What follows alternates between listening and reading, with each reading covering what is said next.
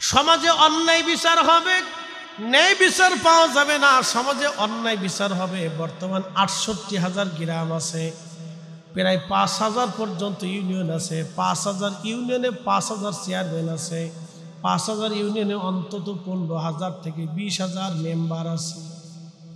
কথা ঠিক আছে না ভাই? কয়টা ওয়ার্ডে কয়টা মেম্বার, কয়জন চেয়ারম্যান? আমাদের বাংলাদেশে কয়টা ইউনিয়নে ঠিক মতো বিচার হয় বলেন তো? পক্ষের টানে, মতের টানে, আত্মীয়তার টানে, পয়সার জোরে বিচার আচার হয়। কথা বলেন ঠিক কিনা? কিয়ামতের আলামত, জোরে বলেন কিয়ামতের আলামত। আমার কথা না, আল্লাহ রাসূল বলছেন কিয়ামতের আলামত। এগুলি কিয়ামতের আলামত। ডিভোর্সের সংখ্যা বাড়বে। ডিভোর্স বুঝছেন? তালাক, তালাক, নারীরা তালাক দিবে, পুরুষে তালাক দিবে, কথায় কথায় তালাক দিবে। কিয়ামতের আলামত। হবিগঞ্জের আদালতে যাবেন, বাংলাদেশের যতগুলি আদালতে যাবেন, যা দেখবেন শুধু বেশিরভাগ তালাকের মামলা, তালাকের মামলা, তালাকের মামলা, বউ পিটানোর মামলা, যৌতুকের মামলা। কিয়ামতের আলামত। কথা বলেন ঠিক কিনা? আমি বলিনি, আল্লাহ রাসূল বলেছেন কিয়ামতের আলামত প্রকাশ্যে বেহায়াপনা হবে। কিয়ামতের Ramna park, botanical garden, sea বিচগুলিতে, পৃথিবীর যেখানে যাবেন সেইখানে দেখবেন প্রকাশ্যে নারী পুরুষের বেহায়াপনা। কিয়ামতের আলামত। আল্লাহর নবী বলেন কিয়ামতের আলামত প্রকাশ্যে নায়ক, প্রকাশ্যে মেয়েরা পুরুষরা নাচানাচি করবে। কিয়ামতের আলামত। হাতে হাতে মোবাইলের মাধ্যমে আপনার হাতের মধ্যে দিয়ে দিল, একবারে নারীরা প্রকাশ্যে নাচানাচি করে, বেহায়াপনা করে, পুরুষ নাচানাচি করে। কিয়ামতের আলামত। বাদ্যযন্ত্র এত পরিমাণে হবে, মানুষ বাদ্যযন্ত্র নিয়ে পড়ে থাকবে। কিয়ামতের আলামত। আপনি মোবাইল খুললেই বাদ্যযন্ত্র আসে। কথা ঠিক আছে না? মোবাইলের রিংটোন বাজলেও বাদ্যযন্ত্র আসে। কিয়ামতের আলামত। এইগুলি কিয়ামতের আলামত। আল্লাহর নবী আরো বলে দিলেন, ও আমার উম্মত, সুদের প্রচলন এত পরিমাণে হবে, আমার উম্মত কেউ সুদ মুক্ত হতে পারবে না।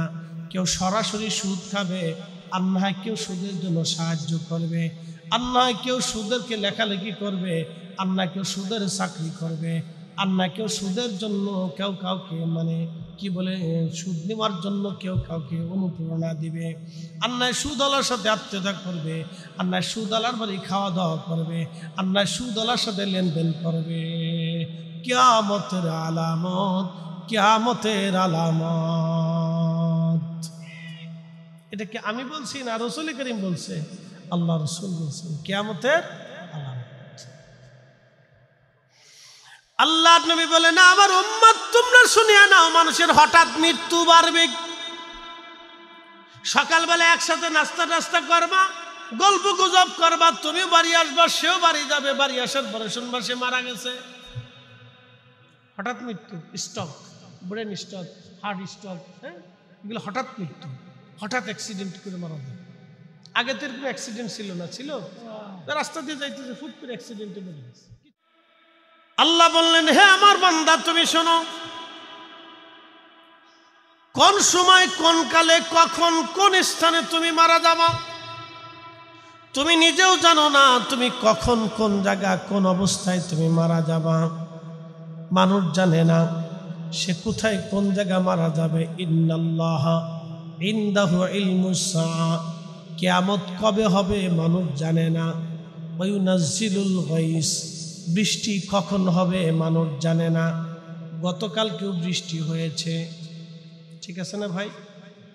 কিন্তু কেউ জানে না কখন বৃষ্টি হবে, মানুষ জানে না কখন বৃষ্টি হবে।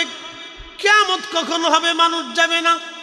ইন্নাল্লাহা ইনদাহু ইলমুস সাআ, কিয়ামত কখন হবে আল্লাহ ছাড়া কেউ জানে না। ওয়া ইউনাজ্জিলুল গায়স, বৃষ্টি কখন হবে আল্লাহ ছাড়া কেউ জানে না। ওয়া ইয়ালামু মা ফিল আরহাম, মায়ের পেটের মধ্যে ছেলে হবে না মেয়ে হবে, আল্লাহ ছাড়া কেউ জানে না, কেউ জানে না, কেউ জানে না।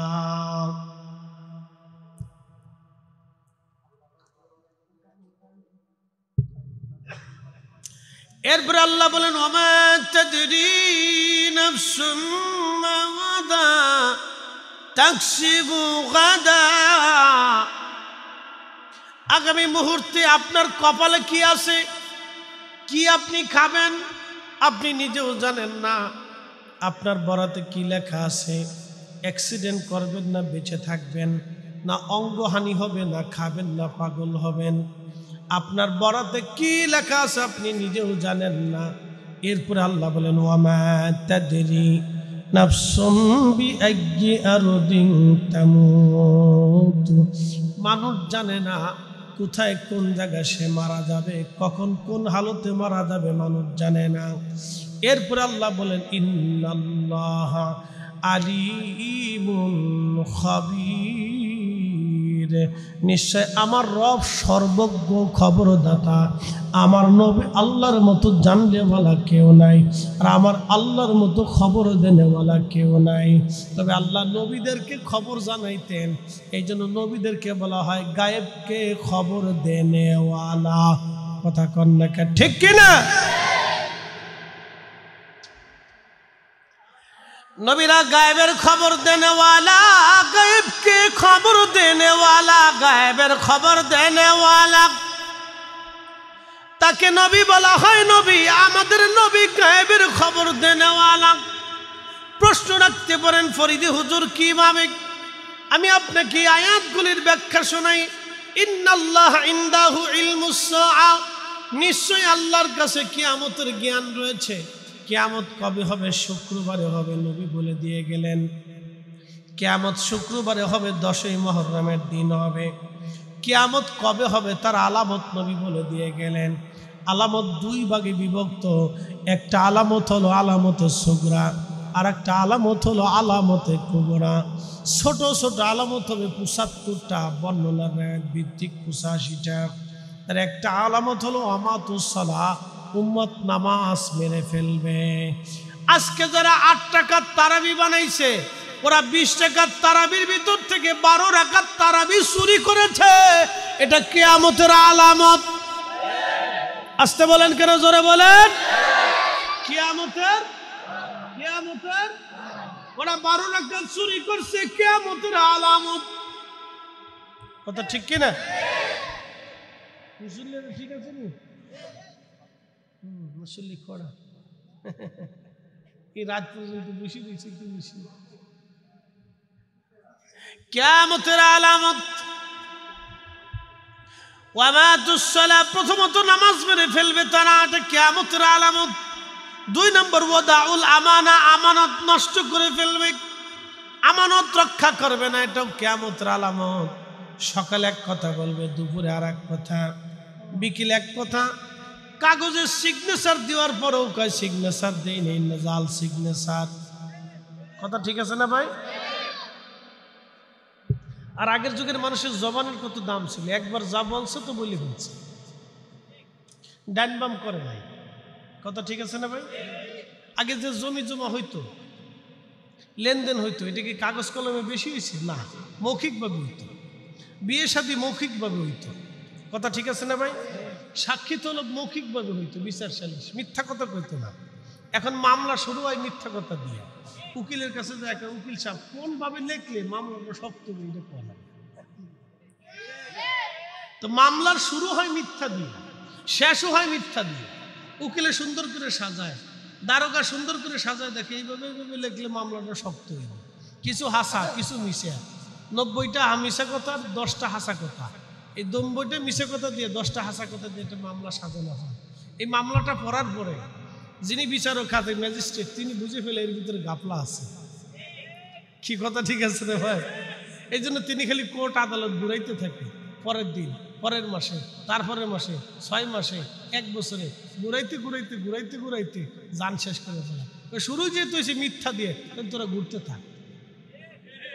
কি কথা ঠিক আছে না ভাই? কিয়ামতের আলামত, জোরে বলেন। কিয়ামতের আলামত, কিয়ামতের আলামত। কিয়ামত হবে এগুলির কারণে। কিয়ামতের আলামত এখন শুরু হয়ে গেছে। কিয়ামতের আলামত, মানুষ ওয়াদাউল আমানা, আমানত নষ্ট করে ফেলবে। এরপরে নবীজি বলেন, আমার উম্মত আরো শুনে নাও, তোমরা নিজের পিতাকে দূরে সরাইয়া বন্ধু বান্ধবকে আপন মনে করবে, বাবাকে পর মনে করবে, বন্ধু বান্ধবকে আপন মনে করবে, কিয়ামতের আলামত। নিজের স্ত্রীর আনুগত্য করতে যেয়া নিজের মাকে কষ্ট দিবে, কিয়ামতের আলামত। স্ত্রীর আনুগত্য করবে, মাকে কষ্ট দিবে, কিয়ামতের আলামত।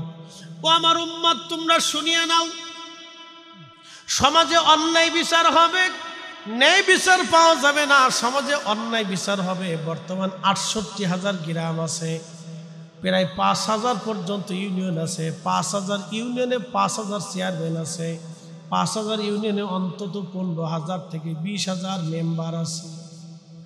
কথা ঠিক আছে না ভাই? কয়টা ওয়ার্ডে কয়টা মেম্বার, কয়জন চেয়ারম্যান? আমাদের বাংলাদেশে কয়টা ইউনিয়নে ঠিক মতো বিচার হয় বলেন তো? পক্ষের টানে, মতের টানে, আত্মীয়তার টানে, পয়সার জোরে বিচার আচার হয়। কথা বলেন ঠিক কিনা? কিয়ামতের আলামত। জোরে বলেন, কিয়ামতের আলামত। আমার কথা না, আল্লাহ রাসূল বলছেন কিয়ামতের আলামত। এগুলি কিয়ামতের আলামত। ডিভোর্সের সংখ্যা বাড়বে। ডিভোর্স বুঝছেন? তালাক, তালাক। নারীরা তালাক দিবে, পুরুষে তালাক দিবে, কথায় কথায় তালাক দিবে। কিয়ামতের আলামত। হবিগঞ্জের আদালতে যাবেন, বাংলাদেশের যতগুলি আদালতে যাবেন, যা দেখবেন শুধু বেশিরভাগ তালাকের মামলা, তালাকের মামলা, তালাকের মামলা, বউ পিটানোর মামলা, যৌতুকের মামলা। কিয়ামতের আলামত। কথা বলেন ঠিক কিনা? আমি বলিনি, আল্লাহ রাসূল বলেছেন কিয়ামতের আলামত। প্রকাশ্যে বেহায়াপনা হবে। কিয়ামতের Ramna park, botanical garden, sea বিচগুলিতে, পৃথিবীর যেখানে যাবেন সেইখানে দেখবেন প্রকাশ্যে নারী পুরুষের বেহায়াপনা। কিয়ামতের আলামত। আল্লাহর নবী বলেন কিয়ামতের আলামত। প্রকাশ্যে নায়ক, প্রকাশ্যে মেয়েরা পুরুষরা নাচানাচি করবে, কিয়ামতের আলামত। হাতে হাতে মোবাইলের মাধ্যমে আপনার হাতের মধ্যে দিয়ে দিল, একবারে নারীরা প্রকাশ্যে নাচানাচি করে, বেহায়াপনা করে, পুরুষ নাচানাচি করে, কিয়ামতের আলামত। বাদ্যযন্ত্র এত পরিমাণে হবে, মানুষ বাদ্যযন্ত্র নিয়ে পড়ে থাকবে, কিয়ামতের আলামত। আপনি মোবাইল খুললেই বাদ্যযন্ত্র আসে। কথা ঠিক আছে না? মোবাইলের রিংটোন বাজলেও বাদ্যযন্ত্র আসে। কিয়ামতের আলামত। এইগুলি কিয়ামতের আলামত। আল্লাহর নবী আরো বলে দিলেন, ও আমার উম্মত, সুদের প্রচলন এত পরিমাণে হবে, আমার উম্মত কেউ সুদ মুক্ত হতে পারবে না। কেউ সরাসরি সুদ খাবে, আর না হয় কেউ সুদের জন্য সাহায্য করবে, আর না হয় কেউ সুদেরকে লেখালেখি করবে, আর না কেউ সুদের চাকরি করবে, আর না কেউ সুদের জন্য কেউ কাউকে মানে কি বলে সুদ নেওয়ার জন্য কেউ কাউকে অনুপ্রেরণা দিবে, আর না সুদওয়ালার সাথে আত্মীয়তা করবে, আর না সুদওয়ালার বাড়ি খাওয়া দাওয়া করবে, আর না সুদওয়ালার সাথে লেনদেন করবে। কিয়ামতের আলামত, কিয়ামতের আলামত। এটা কি আমি বলছি না রাসূল করিম বলছে? আল্লাহ রাসূল বলছেন কিয়ামতের আলামত। আল্লাহর নবী বলেন, আমার উম্মত তোমরা শুনিয়া নাও, মানুষের হঠাৎ মৃত্যু বাড়বে। সকালবেলা একসাথে নাস্তা টাস্তা করবা, গল্প গুজব করবা, তুমিও বাড়ি আসবা, সেও বাড়ি যাবে, বাড়ি আসার পরে শুনবা সে মারা গেছে। হঠাৎ মৃত্যু, stroke, brain stroke, heart stroke, হ্যাঁ, এগুলো হঠাৎ মৃত্যু, হঠাৎ অ্যাক্সিডেন্ট করে মারা যায়। আগে তো এরকম অ্যাক্সিডেন্ট ছিল না, ছিল রাস্তা দিয়ে যাইতেছে, ফুট করে অ্যাক্সিডেন্টে বেড়ে গেছে, কিচ্ছু করার নাই। আগে তো এত গাড়ি ঘোড়া ছিল না, এত অ্যাক্সিডেন্টও ছিল না। দীর্ঘদিন মানুষ বাঁচত, বহুদিন মানুষ বেঁচে থাকতো, হার্টের কোনো রোগী ছিল না। 2 নম্বরে ফার্ম অয়েল খাইতো না, 3 নম্বরে ভেজাল খাইতো না, আবিজাবি খাইতো না, তারা ফ্রেশ জিনিস খাইতো, না খেয়ে থাকতো, কিন্তু ভালো জিনিস খাইতো। যার কারণে তাদের হার্টের রোগ ছিল না, প্রেশার ছিল না, ডায়াবেটিস ছিল না, তাদের ওই ব্রেন স্ট্রোক ছিল না, হঠাৎ তারা মারা যেত না। এখন মানুষ হঠাৎ মারা যায়। এই হঠাৎ মৃত্যু, নবীজি বলছেন হঠাৎ মৃত্যুর সংখ্যা বাড়বে, কিয়ামতের আলামত। তো ঠিক তাই চলতেছে। আল্লাহ রাসূল যা বলেছে তাই ঠিক। কথা বলেন ঠিক না বেঠে? এ নবীর উম্মতেরা শুনিয়া যান, দুর্লভপুরবাসী কিয়ামতের আলামত শুনাইতেছি আপনাদেরকে, কিয়ামতের আলামত। সাহাবী বলেন, ইয়া রাসূলুল্লাহ মাতাস সাআ, কিয়ামত কোন দিন হবে? নবীজি বললেন, শোনো, রাষ্ট্রের প্রশাসকরা, রাষ্ট্রযন্ত্রের যারা থাকবে, রাষ্ট্রের কর্মকর্তা কর্মচারী যারা হবে, তারা রাষ্ট্রের সম্পদকে, রাষ্ট্রের অর্থকে নিজের অর্থ মনে করে ভোগ দখল করে চুরি চাপটামি করে খাবে। যখন রাষ্ট্রের কর্মকর্তা কর্মচারীরা রাষ্ট্রের সম্পদ, জনগণের সম্পদ নিজের সম্পদ মনে করে চুরি করে খাবে, তখন তুমি দুনিয়ার চাইতে কবর উত্তম হবে, আর তুমি কিয়ামতের জন্য অপেক্ষা করবে। ওই সময় ভাববে কিয়ামত কাছাই গেছে। আজকে বোঝা গেল তাই কিয়ামত আর বেশি দিন দেরি নাই। কথা কন।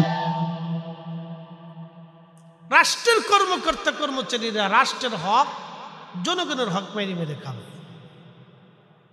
যখন তুমি দেখবা তখন দুনিয়ার থেকে কবর তোমার চাইতে উত্তম হবে, আর তুমি ওই সময় কিয়ামতের অপেক্ষা করবে। শোনো, ওই সময় আসমান থেকে তসবির দানা ছিঁড়ে গেলে যেইভাবে টপ টপ করে এক একটা দানা পড়তে থাকে, আসমান থেকে এরকম গরম হাওয়া আসবে, বৃষ্টি বর্ষণ না হয়ে পাথর বর্ষিত হবে, ভূমিকম্প বাড়বে, ভূমিধস হবে, টর্নেডো বৃষ্টি হবে, বন্যা সাইক্লোন হবে, দুর্ভিক্ষ মহামারী আসবে, নানান ধরনের জটিল জটিল রোগ আসতে থাকবে। চলছে না? কয়দিন আগে করোনা আসছে, আবার নতুন সামনে আরেকটা আসতেছে, অপেক্ষা করে। যে কোনো সময় বিশ্বযুদ্ধ লাগবে, সারা পৃথিবীতে যুদ্ধের ডঙ্কা বাজতেছে। আমরাও একেবারে ঝুঁকি মুক্ত না, আমাদের দেশও ঝুঁকির ভিতরে পড়ে গেছে, কঠিন ঝুঁকির মধ্যে বসে আমরা। কোন দিক থেকে কি হয়ে যায় জানি না, কোন সাম্রাজ্য আমাদের চোখের কড়া নজরে পড়ে যে আমাদের দেশের গৃহযুদ্ধ লেগে যায়, তারও কোনো হিসাব নাই। আল্লাহ যেন কঠিন বিপদ থেকে আমরা বাঁচায়, সকলে বলে না আমিন। আমরা অনেক বড় ঝুঁকির মধ্যে আছি। প্রিয় উপস্থিতি, খুব মনোযোগ দিয়ে কথা শুনবেন। হাজিরিন, এইগুলি কিয়ামতের আলামত। প্রিয় নবীজি বলেন, আমার উম্মতেরা, আমার আরবের যারা ছাগল চড়াইতো, বকরি চড়াইতো, মেষ দুম্বা চড়াইতো, তারা একসময় অনেক বড় বড় প্রাসাদ বানানোর জন্য প্রতিযোগিতা করবে। ঠিক তাই আজকে একসময় আরবে যারা ছাগল চড়াইতো, আজকে তারা হাজার হাজার কোটি কোটি টাকার মালিক। বাংলাদেশের বসুন্ধরার মালিককেও তারা ধনী মনে করে না। এমনও মালিক, ধনী ব্যক্তি আরবে আছে যারা বসুন্ধরার মালিককেও ধনী মনে করে না। কি কথা কর না কেন? মিসকিন মনে করে। কে দিস মিসকিন? এত অর্থ আল্লাহ তাদেরকে দিচ্ছে। আল্লাহর নবী বলেন, ও আমার উম্মতরা, আমার আরব সবুজে পরিণত হবে। প্রচুর পরিমাণে আরবে বৃষ্টিপাত হবে, আবহাওয়ার পরিবর্তন হয়ে যাবে। এটা এখনো আইসে সারে নাই, তবে আসতেছে। প্রিয় উপস্থিতি, খুব মনোযোগ দিয়ে যান। আর একটা ভয়াবহ আলামতের কথা নবীজি বলে গেছেন, আমার উম্মত, ফোরাত নদীর পানি শুকিয়ে যাবে। মনে রাখবেন, দুইটা নদী আল্লাহর জান্নাত থেকে এসেছে। একটা নদীর নাম নীল নদ, আর একটা নদীর নাম ফোরাত নদ। সরাসরি আল্লাহর বেহেশত থেকে দুইটা নদী প্রবাহিত হয়েছে। আল্লাহর নবী বললেন, ফোরাত নদী কিয়ামতের আগে শুকিয়ে যাবে। শুকিয়ে যাওয়ার পরে ফোরাত নদীর তলদেশ দিয়ে স্বর্ণের পাহাড় ভেসে উঠবে। ওই স্বর্ণের পাহাড়কে কেন্দ্র করে আরবের মধ্যে যুদ্ধ ছড়িয়ে পড়বে। সারা পৃথিবী যুদ্ধে জড়িয়ে যাবে। এমন কোনো মহাদেশ, এমন কোনো দেশ, এমন কোনো প্রদেশ, এমন কোনো জেলা নাই, এমন কোনো জনপদ নাই, এমন কোনো বাড়ি নাই, এমন কোনো মহল্লা নাই যে এই যুদ্ধে জড়িয়ে না পড়বে। এই যুদ্ধে জড়িয়ে পড়িয়া 100 জনে 99 জন মারা যাবে, মাত্র একজন বান্দা বেঁচে থাকবে। যিনি বেঁচে থাকবে তিনি পাক্কা ইমানদার। 100 জনে একজন বেঁচে থাকবে, বাকি 99 জন যুদ্ধ করে মারামারি করে মারা যাবে। এটা হলো সবচেয়ে ভয়াবহ আলামতে সুগরা। এরপরে ইমাম মাহদী দুনিয়াতে আসবে। আর এই ভারত উপমহাদেশ সম্পর্কে নবীজির একটা ভবিষ্যৎবাণী হলো, গাজওয়াতুল হিন্দ হবে।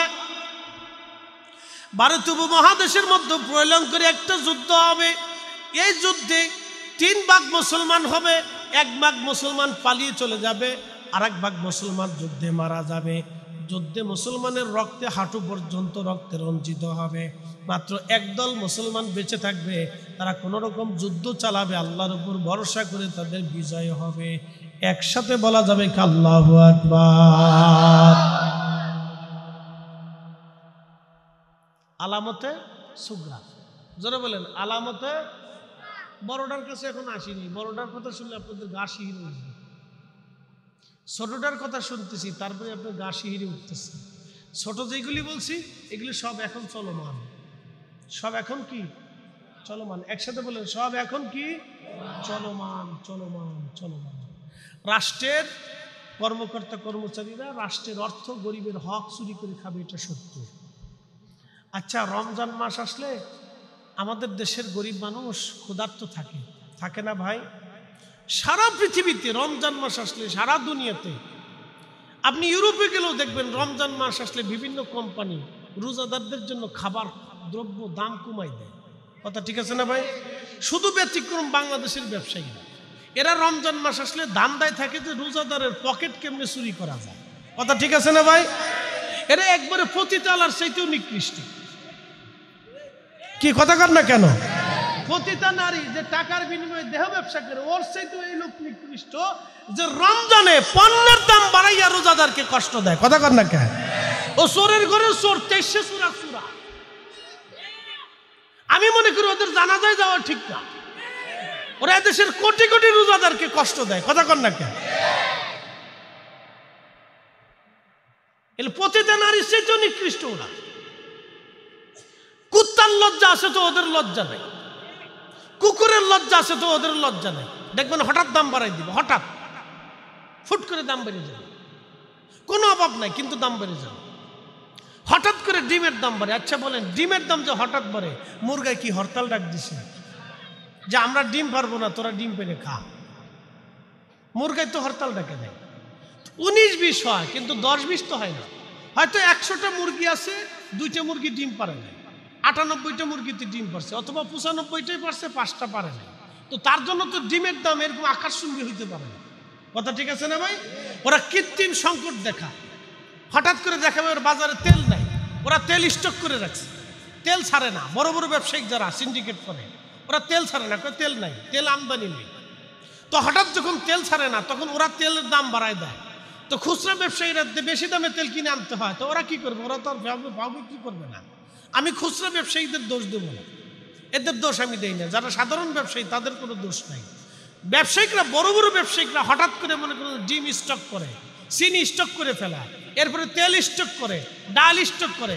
কারণ এই খেজুর স্টক করবে, রমজানে লাগে হলো তেল, চিনি, ডাল, ছোলা, মুসুরি, চাল, ডাল, এই যে নিত্যপূর্ণ জিনিস, সেটা রমজানে বেশি লাগে। কারণ রমজানে সবাই একটু ভালো মন্দ ইফতার করতে চায়। কথা ঠিক আছে না ভাই? যে ভিখারি বিক্রি করে খায়, তারও তো একটু ভালো মন্দ ইফতার করতে মন চায়, চায় না ভাই? আমরা যারা আসি, যারা ধনী আছে, তারা কিন্তু গরিবদেরকে চাল, ডাল, এই বিভিন্ন পণ্য সামগ্রী কি করে? গিফট করে, দান করে, সদকা করে, অথবা তাদেরকে হাদিয়া পাঠায়, যেটাই বলে। তো তাদের কাছে হাদিয়া দেয় যে তোমরা এটা দিয়ে ইফতার করো, খাও। তো ওরা হঠাৎ করে যখন দাম বাড়ায় দেয়, মনে করেন কেজিতে 1 টাকা বাড়লেও হাজার হাজার কোটি টাকার মালিক ওরা হয়ে যায়। ওরা পতিতার চাইতেও খারাপ। জোরে জোরে বলেন, জোরে বলেন। কুত্তার লজ্জা আছে তো ওদের লজ্জা নাই। ওরা এই সমস্ত গরিব মানুষের হক চুরি করে খায়। আমি মনে করি, কি কথা কর না কেন? সৌদি আরবের মতো টাস টাস করে ধরে ধরে যদি হাত কেটে দেওয়া যেত, তাহলে এই চুরি বন্ধ হয়ে যেত। কি কথা কান জোরে বলেন? যদি সৌদি আরবের মতো ধরে টাস করে হাত কেটে দেওয়া যেত, তাহলে পরে মনে করেন এই চুরি বন্ধ হয়ে যেত, এই চুরি চুপটাপে চলত না, একবারে সহজ হয়ে যেত। তাহলে কোনো চুরি করতো না, সবাই ডরাইতো যে হাত বাইসে থাকে হাত থাক, তাও বলো তো ওই চুপটামির দরকার নাই। প্রিয় উপস্থিতি, কি বলার আছে? বলার তো কোনো ভাষা নাই। এগুলি কিয়ামতের আলামত বাবাজি, কিয়ামত সন্নিকটে। খুব কঠিন পরিস্থিতির মধ্যে আমরা আমরা চালাইতেছি, এটা কিয়ামতের আলামত। আল্লাহ নবী যাহা যা বলছেন তাহা তা হবে, এটাই সত্য। প্রিয় উপস্থিতি হাজির, দুর্লভপুরবাসী মনোযোগ দেন। অনেকগুলি কিয়ামতের আলামত আমি আপনাদেরকে শোনাইছি। আলামতের সুগরা শোনাইলাম, কিছু কিছু আলামতের সুগরা। এরপরে আসেন আলামতে কুবরা। আলামতে কুবরাটা যদি আসি, তো সর্বপ্রথম আলামতে কুবরা হলে ইমাম মাহাদি দুনিয়াতে আসবেন। ইমাম মাহাদি আত্মপ্রকাশ করবেন। হযরত ইমাম মাহাদি আত্মপ্রকাশ করবেন। ইমাম মাহাদি হবে হযরত ইমাম হাসান এবং হুসেইন রাদিয়াল্লাহু আনহুমার রক্তে তিনি দুনিয়াতে আসবেন। ইমাম হাসান হুসেইন রাদিয়াল্লাহু আনহুমার রক্ত হবেন তিনি। এই নসলে তেনার মা এবং তেনার বাবা, তার বাবার নাম হবে আব্দুল্লাহ, ইমাম মাহাদির নাম হবে মুহাম্মদ, তার উপাধি হবে ইমাম মাহাদি। 40 বছর ধরে দুনিয়ার কোনো মাদ্রাসা মক্তবে কোনো ভার্সিটির তিনি লেখাপড়া করবেন না, মরুভূমির মধ্যে উট দুম্বা ছাগল ভেড়া চড়াবেন। মরুভূমির মধ্যে উট দুম্বা ভেড়া ছাগলগুলি তিনি চড়াবেন। 40 বছর পরে আমার রব আমার আল্লাহ তার যখন আত্মপ্রকাশ করাবেন, 40 বছর বয়স হয়ে যাবে, তখনই আমার আল্লাহ আমার রব এক রাতের ভিতরে তার কালবের মধ্যে আমার আল্লাহ রাব্বুল আলামিন আল্লাহর দুনিয়ার যত এলেম আছে সব এলেম ইমাম মাহাদির কালবের মধ্যে আল্লাহ ঢুকায় দিবে। একবার জোরে বলা যাবে কি মারহাবা। দুনিয়ার সমস্ত এলেম ইমাম মাহাদির কালবে আল্লাহ ঢুকাই দিবে। ইমাম মাহাদি আসবেন, হজ করতে থাকবেন, হজের মৌসুমে তার সাথে হাজিদের দেখা হবে। তার অ্যাটিটিউড, ভাবমূর্তি, তার চেহারা, তার বডির সব কিছু দেখার পরে সমস্ত হাজিরা চিন্তা করবে, আহা ইনি মনে হয় ইমাম মেহেদি। কিন্তু তার আগে সারা পৃথিবীতে মুসলমানরা বড় বিপদগ্রস্ত হবে, সারা মুসলমান নির্যাতিত হবে। এমন কোন জনপদ নাই যে জনপদে মুসলমান নির্যাতিত না হবে। হযরত ইমাম মাহদীকে দেখার পরে মুসলমানরা তাকে প্রশ্ন করবে, আপনি কি ইমাম মেহেদি? তিনি প্রথমত কোনো উত্তর দেবেন না, তিনি পরিচয় দিতে চাবেন না। কিন্তু মুসলমানদের কান্নার কারণে ইমাম মাহদী আলাইহিস সালাতু ওয়াস সালাম তিনি জবাব দিবেন, হ্যাঁ আমি মাহদী, তোমরা কাতার করো। হজের মৌসুমে হজ শেষ করার পরে মুসলমানরা কাতার করবে, ওখান থেকে যুদ্ধ শুরু হয়ে যাবে। ইমাম মাহদী আলাইহিস সালাম, ইমাম মাহদীর সাথে দাজ্জালের যুদ্ধ হবে। এরপরে দাজ্জালের আত্মপ্রকাশ হবে। দাজ্জালের এক হাতে জাহান্নাম থাকবে আর এক হাতে জাহান্নাম থাকবে। কি কঠিন পরিণতি হবে দাজ্জালের সময়। কোটি কোটি মুসলমান বেঈমান হয়ে যাবে সেই দিন। দাজ্জাল হাতের মধ্যে দেখাই দিবে, এই যে দেখো জান্নাত, এই যে দেখো জাহান্নাম। যে আমাকে খোদা মানবা তাকে আমি জান্নাত দিব, যে আমাকে খোদা না মানবা আমি তাকে জাহান্নাম দিব। কিন্তু তাকে যে খোদা না মানবে সেই জান্নাতে চলে যাবে, তাকে যে খোদা মানবে সে জাহান্নামে চলে যাবে। ওই সময় বহু মুসলমানের ঈমান নষ্ট হয়ে যাবে। কিছু মুসলমান আল্লাহর দয়ায় বেঁচে থাকবে, যারা দাজ্জালের ভয়ে ঈমান হারা হবে না, তারা দাজ্জালকে মেনে নেবে না, দাজ্জালকে মেনে নেবে না। একসাথে যদি বলা যাবে কি আল্লাহু আকবার। পৃথিবীর মধ্যে সবচেয়ে ভয়াবহ ফিতনা হলো দাজ্জালের ফিতনা।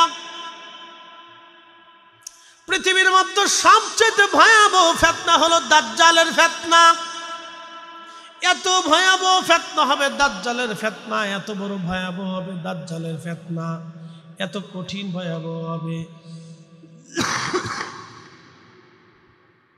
মারাত্মক ভয়াবহ হবে দাজ্জালের ফিতনা, খুবই ভয়াবহ। অসংখ্য মানুষ ঈমান হারা হয়ে যাবে। ইমাম মাহদীর সাথে দাজ্জালের বহু যুদ্ধ হবে। তাম পৃথিবী ঘুরবে দাজ্জাল, তাম পৃথিবী ঘুরে আসিয়া মদিনাতুল মুনাওয়ারায় ঢোকার জন্য চেষ্টা করবে। কিন্তু শুধুমাত্র আমার আল্লাহ মদিনাকে হেফাজত করবে। বর্তমান মদিনা ইউনিভার্সিটির পিছনে একটা পাহাড় আছে, এই পাহাড়ের উপরে সৌদির বাদশাহ বাড়ি বানাইছে। আরবের এই উপর পাহাড় আছে, মদিনার সীমানার পাশে পাহাড় আছে, এই পাহাড়ের উপরে আরবের বাদশাহ বাড়ি বানাইছে। ওই পাহাড়ের কোণে এসে দাজ্জাল দাঁড়াবে।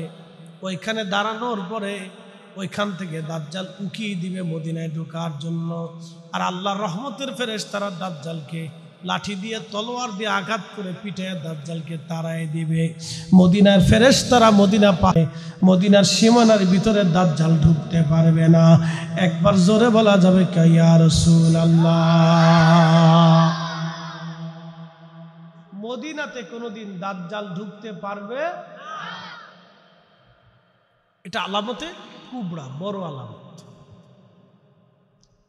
দাজ্জালকে হত্যা করার জন্য আল্লাহ ঈসা আলাইহিস সালামকে আসমান থেকে পাঠাবেন।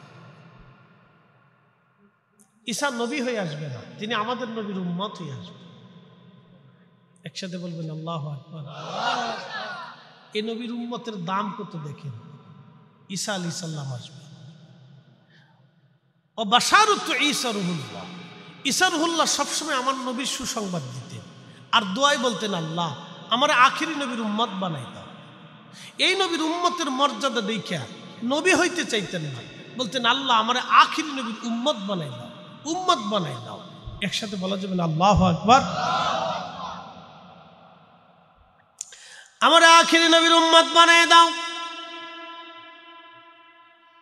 সাইয়্যিদুনা ঈসা রূহুল্লাহ আসমান থেকে নেমে আসবেন, তিনি দুই ফেরেশতার কাঁধে ভর দিয়ে। ঈসা রূহুল্লাহ যখন আসমান থেকে নেমে আসবেন, ঈসা আলাইহিস সালাম আসমান থেকে নেমে আসবেন, আল্লাহর নবী ঈসা যখন আসমান থেকে নামবেন, বর্তমান সিরিয়া তখন নাম হয়েছিল শাম, সিরিয়া, লেবানন, লিবিয়া, জর্দান, ফিলিস্তিন, এই অংশটাকে বলা হয় শাম। এই পুরা দেশ কয়েকটাকে বলা হইতো শাম। এই শামের কোনো এক মসজিদে, বাইতুল আকসার আশেপাশে হবে এই মসজিদ, সাদা গম্বুজ বিশিষ্ট মসজিদে ঈসা রূহুল্লাহকে আল্লাহ পাক দুই ফেরেশতার কাঁধে ভর দিয়ে নামাবেন। তিনি নামবেন, নামার পর ওইখান থেকে রওনা দিয়ে মক্কায় আসবেন। তখন ইমাম মাহদী আলাইহিস সালাতু ওয়াস সালাম মক্কায় নামাজ পড়াবেন। নামাজ পড়ানোর জন্য তিনি উদ্বুদ্ধ হবেন, একামত শুরু হয়ে যাবে। তখন ঈসা রূহুল্লাহ হেরেমে ঢুকবেন। ঈসা নবী যখন হেরেমে আসবেন, তখন ইমাম মাহদী জায়নামাজ থেকে সরে আসবেন, এসে বলবেন, হুজুর আপনি আল্লাহর জলিল কদর নবী ছিলেন, কিন্তু এই নবীর উম্মত হয়ে আল্লাহ আপনাকে দুনিয়াতে পাঠিয়েছেন, অতএব আপনি আজকে নামাজ পড়ান, আমরা আপনার পিছনে আজ নামাজ পড়ব। ঈসা রূহুল্লাহ ডাকতে বলবে, মাহদী মাহদী, আমি এই উম্মতের ইমাম হওয়ার জন্য আসি নাই, আমি ঈসা রূহুল্লাহ এই উম্মতের পিছনে নামাজ পড়ার জন্য এসেছি। এই উম্মতের মর্যাদা দেখে উম্মত হতে এসেছি। আমি এই উম্মতের মাহদী, এই উম্মতের ইমামের পিছনে আমি নামাজ পড়ব, আমি মাহদীর পিছনে নামাজ পড়ব। মাহদী তুমি নামাজ পড়াও, আমি ঈসা রূহুল্লাহ আমি তোমার পিছনে নামাজ পড়ব। বলেন আল্লাহু আকবার। এটা যদি মাহদীর মর্যাদা হয়, যে নবীর বংশে ইমাম মাহদী আসবে সেই নবীর দাম কত? সেই নবীর দাম কত? যে নবীর নসলে মাহদী আসছে, তাহলে সেই নবীর দাম কত? সেই নবীর মর্যাদা কত? হাজিরিন, সেই প্যারা নবীর মর্যাদা কত? ও মুসলমান, আল্লাহু আকবার। ইমাম মাহদী নামাজ পড়াবেন, ঈসা রূহুল্লাহ দুনিয়াতে আসবেন। ওইখান থেকে সরাসরি ইমাম ঈসা রূহুল্লাহ মদিনাতুল মুনাওয়ারায় এসে আল্লাহর নবীজি রওজা মুবারকের পাশে দাঁড়ায় নবীজিকে সালাম দিবে। আল্লাহর নবী তখনই সালামের জবাব দেবে। লক্ষ লক্ষ হাজিরা আমার নবীর সালামের জবাব তখন শুনতে পারবে। চিৎকার মেরে জোরে বলেন আল্লাহু আকবার। শ্রেষ্ঠ নবী দিলাম রে তরিয়ে নিতে রোজা হাসরে, বলেন শ্রেষ্ঠ নবী দিলাম রে তরিয়ে নিতে রোজা হাসরে, পথ না ভুলি তাই তো দিলে পাক কোরআনের বাণী, খুদা তোমার মেহেরবানি। লা ইলাহা, জোরে লা ইলাহা, লা ইলাহা, লা ইলাহা। ঈসা নবী আল্লাহর রাসূলকে সালাম দিয়ে রওজা শরীফ, আর একটু জোরে নবীজি সালামের জবাব দিবেন। লক্ষ লক্ষ মানুষ তার জবাব শুনবে। নবীজি সালামের জবাব মানুষেরা কি করবে? শুনবে। একসাথে বলবেন আল্লাহু আকবার। তাহলে আমাদের নবী জিন্দা আছে না নাই? রওজা শরীফে আছে না নাই? আগামী তো থাকবে কি থাকবে না? আমরা চোখে দেখি না, সেটা চোখের দোষ। কথা ঠিক আছে না? উজাইর আলাইহিস সালাতু ওয়াস সালাম ঘুমায় পড়লেন, তার মানে ঘুমান নাই, আল্লাহ তার রূহ নিয়ে চলে গেলেন। ভাই মানুষ ঘুমায় না, ঘুমাইলে কোথায় যায়? বলেন, আপনি যখন ঘুমান, ঘুমায় কই যান? বলেন যে আপনি এই জায়গায় গেছেন। বলেন, ঘুম কি আপনার নিয়ন্ত্রণে না আল্লাহর নিয়ন্ত্রণে? ঘুম একটা মৃত্যু। প্রেসিডেন্ট পুতিন ঘুমায় না? এত বড় প্রেসিডেন্ট ঘুমানোর পরে কই যায়? আল্লাহ তাকে নিয়ে চলে যায়। প্রেসিডেন্ট শি জিনপিং ঘুমায়, প্রেসিডেন্ট ট্রাম্প ঘুমায়, পৃথিবীর সব জ্ঞানী গুণী সায়েন্টিস্ট বিদ্বান যারা আছে সবাই ঘুমায়। তো যখন ঘুমায় তখন নিয়ে চলে যায়। তাহলে মানুষ কি নিজের নিয়ন্ত্রণে না আল্লাহর নিয়ন্ত্রণে? পৃথিবীর যে যত বড়ই লাটসাপ হোক, যত বড়ই গুন্ডা পান্ডা যাই হোক, শক্তিশালী হোক, সে কি নিজের নিয়ন্ত্রণে না আল্লাহর নিয়ন্ত্রণে? আল্লাহ তাকে নিয়ন্ত্রণ করেন, তার ঘুমটাও আল্লাহর নিয়ন্ত্রণে। মানুষ যখন ঘুমায় তখন তার রুহুটাকে আল্লাহ নিয়ে চলে যায় শূন্যে। ওই শূন্যের উপর থেকে রুহু বডির ভিতরে কাজ করে। একসাথে বলবেন আল্লাহু আকবার। এই কুদরতের মালিককে বিশ্বাস হয়নি আপনাদের? হ্যাঁ, এটা আমি লিখিনি, ইমাম ইবনে কাইয়্যিম জাওজি কিতাব রুহের মধ্যে লিখছেন। রুহু শূন্যতে চলে যায়। কোনো বর্ণনা আসছে আরশে মুআল্লার নিচে নিয়ে যায়, ওখান থেকে ইমানদের রুহু বডির ভিতরে কাজ করে। আল্লাহ ইচ্ছা করলে রেখে দেন, না হলে ফেরত পাঠান। এই জন্য হঠাৎ করে মানুষকে যদি ঘুমের মানুষকে ডাক দেন, হঠাৎ ডাক দেন, তো ঘুম থেকে উঠার পরে দেখবেন সে হতবিহ্বল হয়ে যায়, সে দিক শূন্য হয়ে যায়, হাত পাও কাঁপতে থাকে, শরীর কাঁপতে থাকে, শরীর ঘাম এসে যায়। তার মানে রুহুটা তার ভিতর প্রবেশ করতে সময় লাগে। সময় লাগার কারণে সে হতবিহ্বল হয়ে যায়, রুহুটা আসতে সময় লাগে। এই জন্য ঘুমের মানুষকে আল্লাহর নবীর সুন্নত তোমরা ধীরে ধীরে ডাকো।